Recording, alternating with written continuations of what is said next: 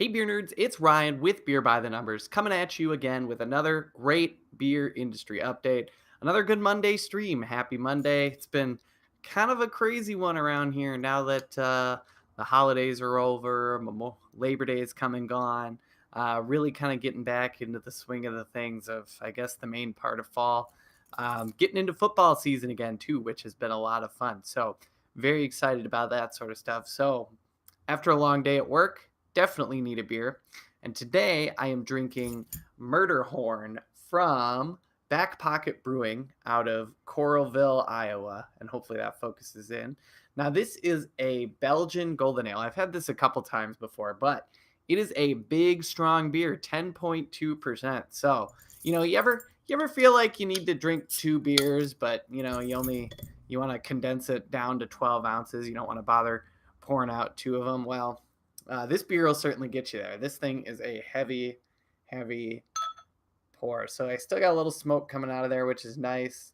But yeah, it just pours that beautiful golden Belgian color. Got that lovely, pretty moderately packed white head on there. And it just pours out so nice. And we get that about finger and a half of gorgeous white head on the top. Mm. Yeah, and just gives you that classic Belgian strong golden look. Yeah, so I don't know too much about this brewery out of Coralville, Iowa, but it's I've had this beer a couple times before. It's definitely really tasty. So let's give it a shot. Mm. Oh yeah, so you get that strong malt forward, that classic kind of Belgian-y golden ale, and then it dives right into that Belgian yeast flavor. Really gives a lot of good depth of flavor in there. And this beer is a little old, so a lot of the hop bitterness has faded a little bit, but still, that's not exactly a signature of the style. So it's definitely still a strong beer. And at 10.2%, you can't really complain too much when you're drinking that. Mm. Yeah, but definitely a bit of a sipper. And I'd say, I think we got a 6 pack of this a few months ago, and as it's aged, you could definitely get a little more of the heat building on the back end from all the booze, but largely very good. Apologize for my voice today. I'm a little hoarse. My Golden Gophers were in a pretty intense contest this weekend with the Fresno State Bulldogs, but the Gophers managed to pull it out. So big college football victory. Mm. So I got a little water here to help me out. But of course, I'm here to do beer news for the week, and there were quite a few interesting things going on. Let a couple more people trickle in here. Hey, Robert, what's up? Hi, Brenda. How you doing tonight? Yep, just cracking a beer after a Manic Monday. So, yeah, great Belgian beer here. So let's get into some beer news. I've got quite a few stories pulled up here.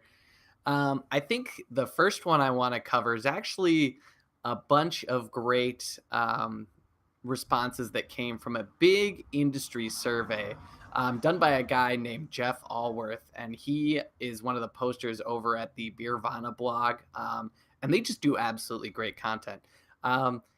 He sent out just emails with this survey to all sorts of beer industry folks, and he got 397 responses, which I think is actually really quite good in terms of some amateur guy doing his own beer blog and just putting out a survey and the answers he got back. So that's really cool. But what he was really trying to figure out is, what do craft brewers earn? What are the demographics of the people working in the industry? And what can we learn more about the people who are brewing our beers on kind of a bigger macro level? So I think one of the coolest things, and this is perhaps a little telling of the industry as a whole, but was actually the work experience doing brewing or packaging, that sort of thing. Most people, about 44% of the respondents he surveyed, had about 2 to 5 years of experience. So a lot of pretty fresh faces, still gaining some experience. And then if we looked, the next highest category was, greater than 5 years at about 32%. And then, less than a year or a year to 24 months was about the other 24-25%. So, but really dominated by people who've been in the industry only a couple years now, which I think is pretty interesting. It really shows how just hundreds of breweries have opened over the last 3 or 4 years. We're up over 6,000 now, pushing strongly towards 7,000. I've got a couple stories coming up about, where those last few growth areas really are in the country. Another cool fact about the people making all the great craft beer here in the United States is about 65% of them hold no secondary education degree, and only about 35% do. So, this is very much a great blue collar job opportunity for folks out there. Let's see. And then it's pretty evenly split, actually, where all these brewers are. If you're in a big city, over 500,000, or a small town of less than 100,000, which here in the Midwest, calling us a 100,000 person town a small town is not small at all. But I can see how on the coast that might be it. Oh, hello, Kat. How are you today? Hmm. So she likes to lick all the sweat that goes on the beer when it's a little humid outside, because she likes all the cold water. Guess she's gonna move on though. Always having fun on these beer by the number streams. Yeah, but it seems like there's actually a lot more breweries in small towns than you might think. What I found really cool was the salary data. So between about $30,000 and $50,000 seems to be a good number, for what a general brewer, depending on their experience and what their role exactly is in the brewery, is going to be making here in the United States. Obviously, if you have a title like brewmaster, you're going to be closer to that 50 end, and if you're just a packaging person, you're going to be closer to that 30 end. But yeah, it sees that generally the bigger the brewery, the kind of better the pay for the most part. And that kind of goes without saying that, the bigger the brewery, the more revenue you have coming in, the more likely it is, you're going to have, a good money to pay your employees. Hey, Burning Beard, what's up? Cheers. Hope you're having a good one. Mm. Ah, yeah, and it appears Brenda's trolling me from somewhere else tonight, not here with me, which is a shame. Wish we could be having beer, but next time, no worries. Mm. So yeah, I thought that was really cool salary data. What I'd be curious to see now, maybe I can do this myself, if I take some of this data and I bump it against what some of the big macro brewers pay their employees, and look at the salary and benefits packages too. So yeah, I think that would be a very, kind of interesting thing to do, is really compare the I guess two sides of the industry, if you really want to look at it that way. Most people seem to, but I think the waters are so muddy nowadays. There's so many breweries of different sizes that, it's really hard to just say, here's big corporate beer and here's craft beer, and nobody's, where are you in between? No way. Hey Greg, how's it going tonight? Cheers. Yeah, we're having a little Manic Monday today. I'm drinking a Murder Horn Belgian style golden ale, which is a 10.2, as you can tell. Must have been a long day at work, because I broke out the double digits tonight. So I'm really diving into it. What's everybody else drinking? Anybody else have a beer tonight? It's a good night for it. Or at least here it is anyway. It's a lovely night outside on the porch here. Let's see, my next story. Oh, this one's kind of a fun one. So, how many people in the chat know that there is one Blockbuster store remaining here in the United States? Yes, it's true. They are not totally gone yet. There is one Blockbuster store left, and it's getting its own craft beer, which I think is totally funny. This last Blockbuster store is located in Bend, Oregon, so over on the West Coast. And apparently there were a few holdout stores left in Alaska, but there's this last one in Bend, Oregon. And they are getting their own beer. They're teaming up with 10 Barrel Brewings out of Bend, Oregon, to do one more beer. Now, they were bought by AB InBev, I think, in 2014. Yeah, I think so. But They're doing one more beer. The beer's title is going to be The Last Blockbuster. Obviously, a great play there. And it's going to be a Sinister Black Ale. So, yeah, that one sounds kind of good. So it's going to be playing off the movie theater candy a little bit. It's going to be a black ale with nuances of red licorice. The style is going to be a Schwarz beer, which is actually one of my favorite styles. It's still a little early in the season for those yet, but they are a great, really malty. You get that dark kind of cocoa flavor, and I'm sure it goes great with some popcorn and some other stuff like that. So, um, I love Schwarz beer, especially as the weather gets a little colder. You want a little bit more malt in your beer. That is a great German style to go with. So, um, I think that's worth checking out if you're in or around Oregon. So definitely go for it, which is kind of funny. And yes, looks like Robert and Burning Beard both know that there is one last blockbuster left. Very nice. I kind of think it's funny that we still have one out there, but hey, you know what? Somebody wants to keep it going. That's probably what it is. Mm, mm. All right. So moving on. All right. So I have another great story. This one is on Carlsberg, that big Danish brewer.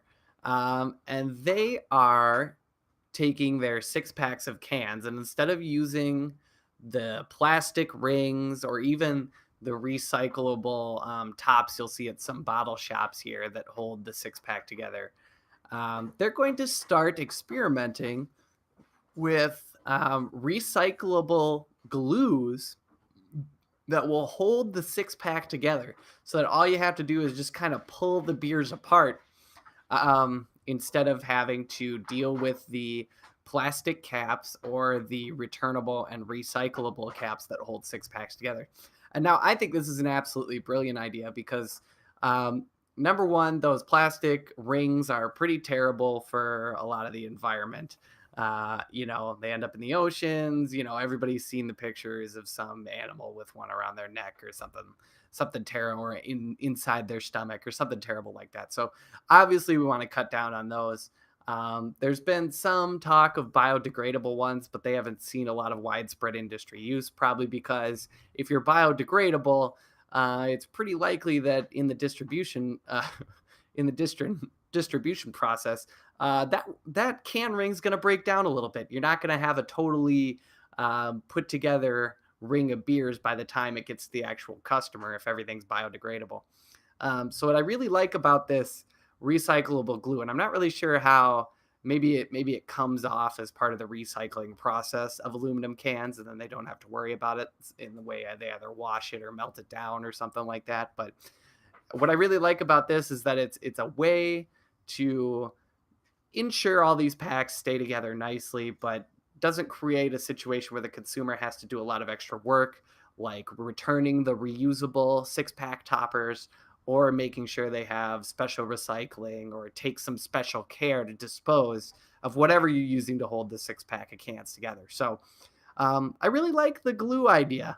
Brenda says it sounds like might create some sticky beer hands, which yeah, I guess that's a possibility. I don't know. I'd have to try it out to see how bad it was. Mm.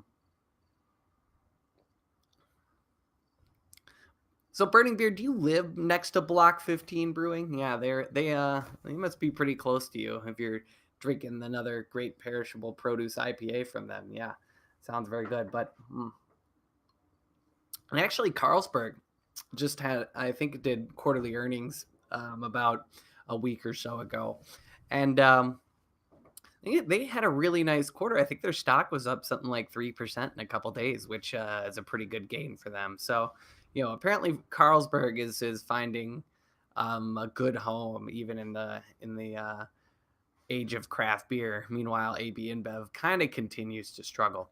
Um, speaking of beer packaging, I have a couple stories here, and then I have a comment too. But um, the craft beer industry is really struggling with all the crazy beers that consumers are demanding, but trying to find packaging solutions that work for that. So, nowadays everybody's looking for a nice, unfiltered, super juicy, super hazy IPA or an extremely acidic, sour, wild fermented beer. And these two styles, kind of in particular, can create a lot of challenges when it comes to packaging the beer itself.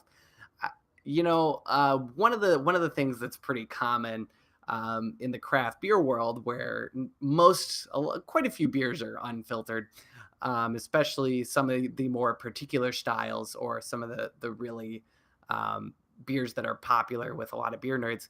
Um, is that exploding cans are really becoming a big issue, and these are especially dangerous because can fragments are terrible.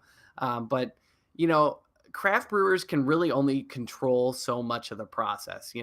They can make a great beer, they can get it fermented, they can produce the great flavors, they can get it down to a consistent process internally um, with their own systems, and then they can find a great distributor too. But once that beer reaches the hands of the consumer, it's really up to them to figure out how to make sure that that beer stays safe. And I don't think a lot of beer consumers in general know that, if you put a couple beers out on your porch in an uncontrolled environment of different weather conditions and heat, you can end up reactivating fermentation in your beer and exploding the can or the bottle that it's in.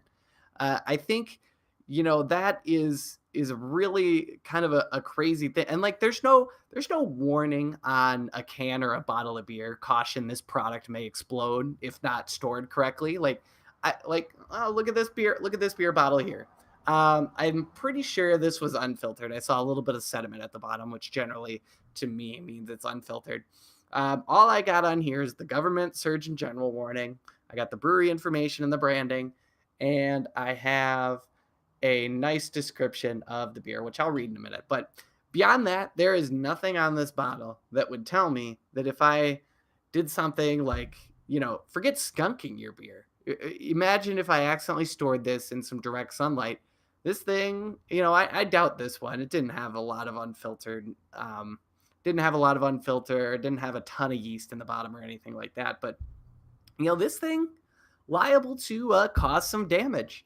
And the same thing with the cans. And it you have all these beer enthusiasts buying a lot of great beers, a lot of unfiltered beers, really wanting that depth of flavor. But there's no consumer protection right now against exploding beers. And I get it, a lot of these are freak cases, but every once in a while this does hurt somebody, or even just getting a little bit too much CO2, and then when you crack it open, it just comes boom rushing out, and the cap might hit you or anything like that. So, it's really kind of crazy. And then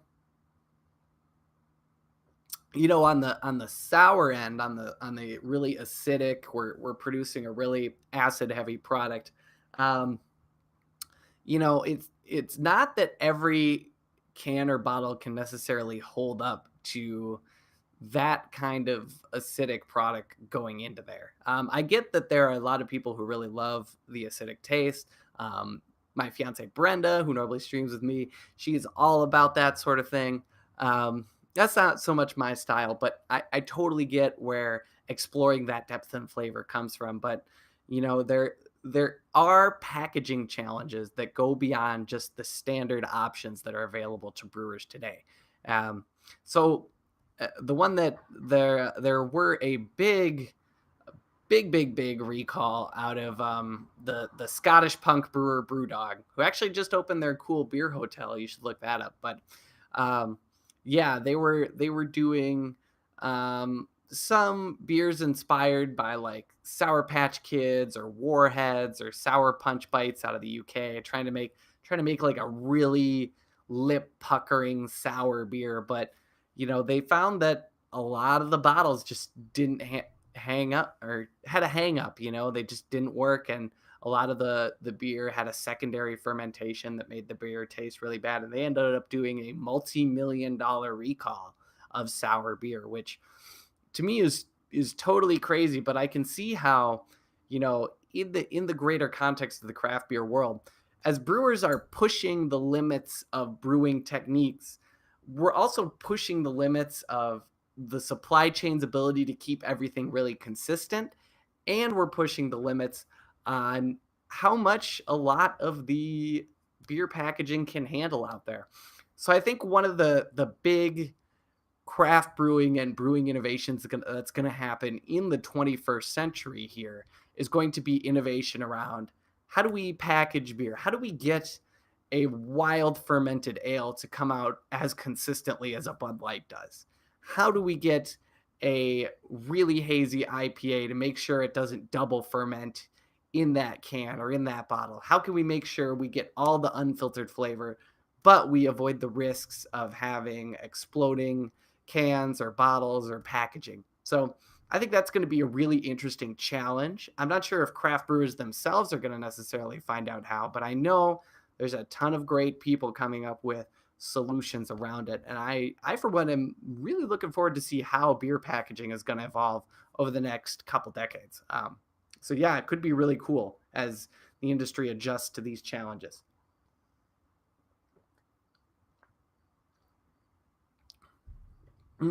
Sorry about my voice. So, for those of you who weren't here in the beginning, I am enjoying a Murder Horn from Back Pocket Brewing out of Coralville, Iowa. This is a 10.2% Belgian style golden ale. Um, Really a really solid beer. I've had this for a few months now, so it's not super fresh. A lot of the bitterness is gone, but you're not really looking for a ton of bitterness on a Belgian strong golden anyway. So as far as I'm concerned, I'm just doing the little beer cleanup tonight. Um, Belgian monks still recount the tale of the menacing murder horn, whose ominous notes bellowed across the waters before each Viking raid. Today, the murder horn legacy lives on as a Belgian style golden ale, both delicious and dangerous. That's a great beer description. I gotta go visit this brewery in Iowa. I like the cool stories with beer. There's a local brewery here in town, Insight Brewing in Minneapolis, Minnesota, that also comes up with a really creative and kind of folklore story behind each of their beers. And so I really kind of like that approach. And this beer has poured an absolutely beautiful golden color. Looks great in the glass. And I got a little lighting issue today, but it's leaving a lovely lacing behind. Here you can kind of see it there. Yeah, it looks so good. And that is one thing I really appreciate about a good craft beer is the lacing it leaves behind in the glass. Um, I don't know. It's just something that's always looked so good. You get to the bottom of the beer and you just see that lovely lacing all the way down the side, and you're like, "Oh yeah, I really did enjoy that." Even when the beer is gone, even once I've drank it all the way to the bottom, it still looks good in the glass. I really appreciate that in a great craft beer. So, yeah, yeah. All right, so on to my next story. For you American football fans out there, if you haven't been following, the Atlanta Falcons opened a new stadium. What was it, last year, 2 years ago, something like that. But one of the big things they've been doing with this new stadium, the ownership group has really kind of embraced the community aspect. And they're like, you know what? We make plenty of money on the ticket sales. We make plenty of money on our, TV contracts from the NFL. We're not gonna totally mark up the food once people come here. We want to be a destination. We want to make sure people come and get in the seats. And that's actually been really important because as the TV viewing experience for football or even just sports in general, whether it's World Cup soccer, Premier League, baseball, things like that, as the TV experience keeps getting better and better, a lot of these big professional sports leagues are having a little bit of trouble filling their seats in the stadiums. And I think one of the things that really helps drive people in is, not getting gouged for food and beer. And in the case of the Atlanta Falcons, who are kind of taking this and becoming a model team when it comes to really adjusting the in-stadium experience. Um, they are now selling craft beers at about $5 for a 12-ounce pour. So it's not exactly a huge pour of beer, just a one standard can or bottle. But, for $5 at a sporting event, I would be drinking craft beer all day at Mercedes-Benz Stadium. And actually, they're going to be hosting the Super Bowl this year in February. So it's gonna be pretty cool to see that place full. It's a really nice building, but you know they they've the weird thing though is about this $5 beer is that they have been a little kind of flaky about who makes it and what it is.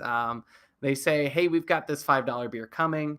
But they don't really say who makes it. They say it's made locally and in small batches, but that could mean any number of things from any number of companies. So at this point, it's going to be kind of a hard to tell. But it's definitely moving in the right direction of making your event, your team more approachable using craft beer and respecting people by giving them a decent price for it. So I think that's really really cool, and I hope that spreads around to other leagues and teams for sure. Burning Beard says the brewer wants me to drink more hoppy beers ASAP. Yeah, I know. I gotta get back on it.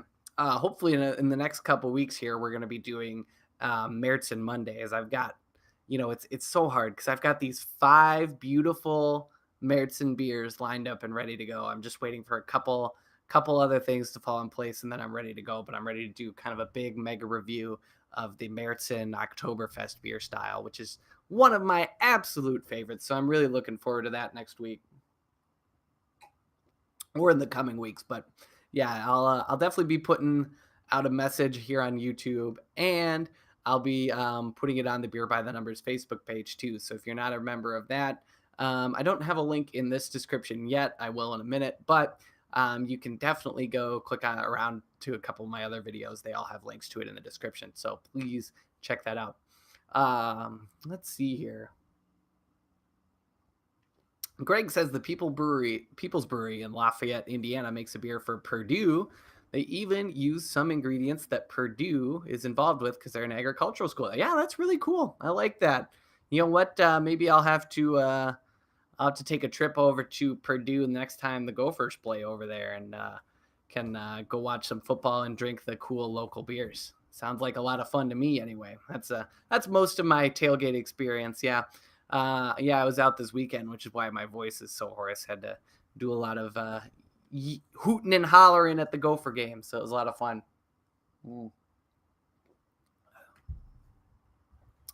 All right, just a few more articles here. Let's see here. Okay, so we talked about really cheap beer. Now let's talk about really expensive beer. So there is a trendy London pub that is trying to justify 22 pounds and 50 pence for 1 pint of beer. And this is probably the UK's most expensive draft pint, which is just absolutely crazy to me that they would charge 22.50 for one beer. It is a kind of unique black coffee flavored beer, brewed over in the US. Hold on one second here. Let me grab it. It's AleSmith Brewing Company's Speedway Stout. So they got this stout. They imported kegs all the way over to the UK, and now they're trying to get $22.50 a pint for each one of these beers from those few kegs. I haven't had that beer. Apparently, it's a coffee stout. It has a very, very, very syrupy consistency, and it's about 12% ABV according to the article.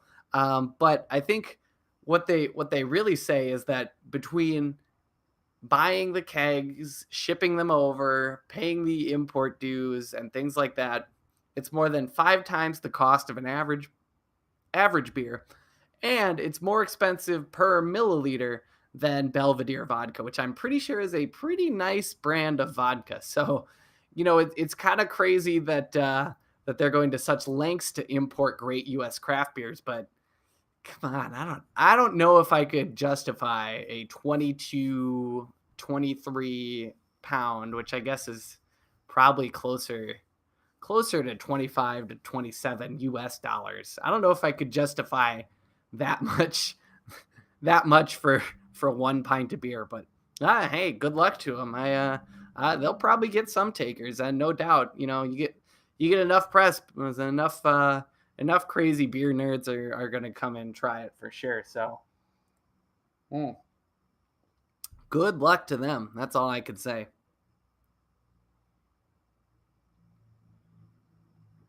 Mm. All right, couple more stories here. Then I might log off and try to save my voice for the night. Let's see here. We have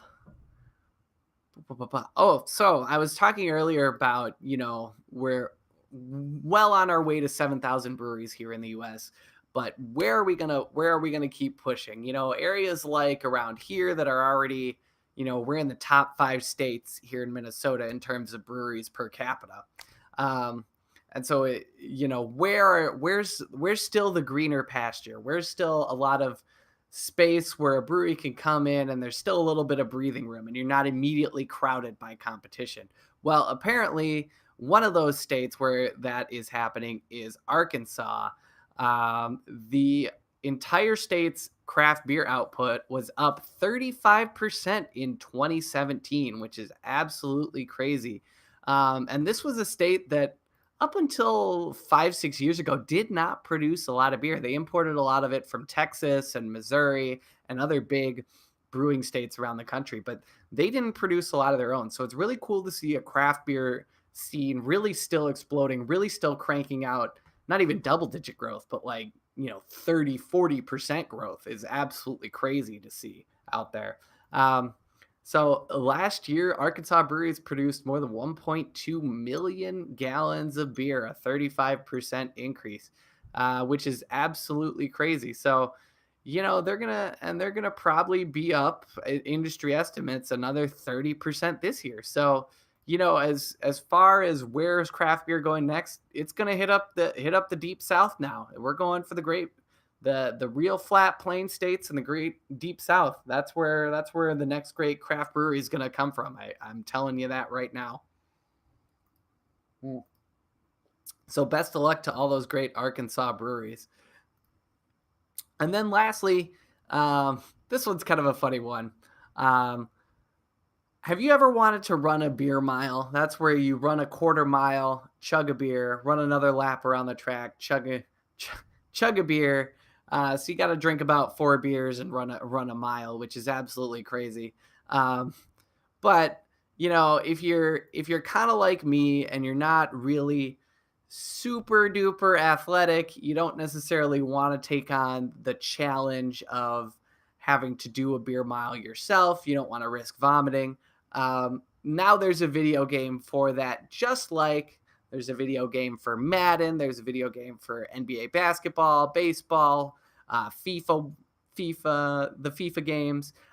Yeah, now you can do the only sport that involves actively chugging beer. Well, except there might be a couple more, but now there is a beer mile app on the phone.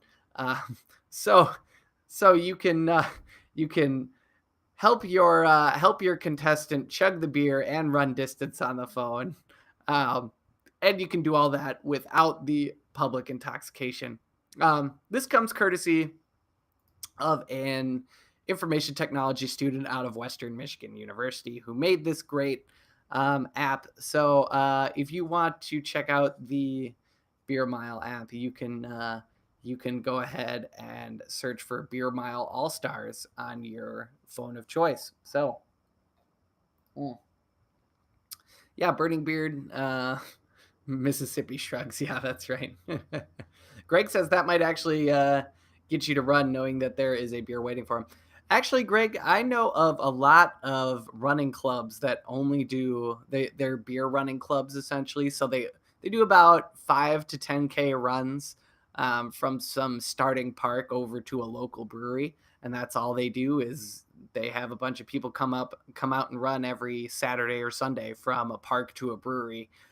and they create different routes, and that's all they do. I know there's like a couple in Oregon. There's definitely one here in Minnesota.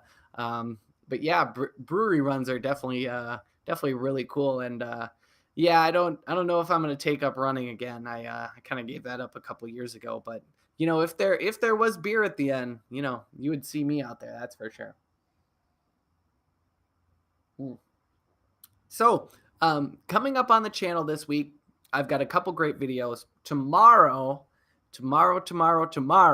I have a great video on the rise of light beer. And the story behind light beer is actually really quite interesting, because it was tried a couple times and failed pretty miserably. But the way they broke through the marketplace is actually really cool. So be sure to check back in tomorrow for that video. Then on Thursday, I have another Beer Tech tested product review, which is going to be really, really cool. So I hope you stick around the channel this week. Tuesday, Thursday, gonna have some great videos out. And then, of course, in the coming weeks, hoping to have a Merits Monday, but I'll be sure to get some information out prior to that. So, and once again, today I have been enjoying the Murder Horn, 10.2% Belgian Golden Strong from the Back Pocket Brewing Company out of Coralville, Iowa, which has been absolutely great. So I hope you all have a wonderful week, full of great beer, full of good things. Once again, this has been Brian with Beer by the Numbers, and I'll see you next week with more great beer news. Cheers.